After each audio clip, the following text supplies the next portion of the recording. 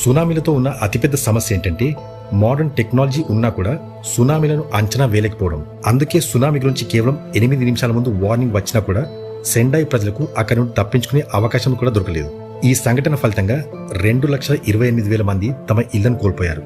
దాదాపు 15,000 మంది ప్రాణాలు కోల్పోయారు.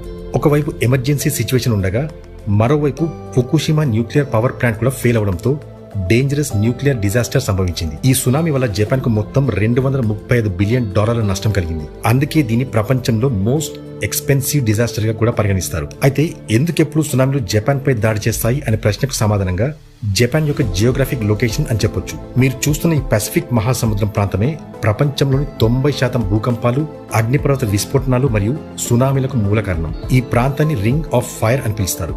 ప్రపంచంలో అత్యంత యాక్టివ్ వాల్కనోస్ ఈ రింగ్ ఆఫ్ ఫైర్ లోనే ఉన్నాయి. ఇవి అనేక టెక్టానిక్ ప్లేట్స్ తో సరౌండ్ అయి ఉంటాయి. దురదృష్టవశాత్తు సరిగ్గా ఈ రింగ్ ఆఫ్ ఫైర్ మీదే జపాన్ ఉంది. ఈ ఇంట్రెస్టింగ్ వీడియో చూడాలంటే కింద ప్లే బటన్ నొక్కి ఇప్పుడే చూడండి, లేదా యూట్యూబ్లో మా గ్లోబల్ చాట్స్ తెలుగు ఛానల్ని సబ్స్క్రైబ్ చేసుకుని కూడా చూడొచ్చు.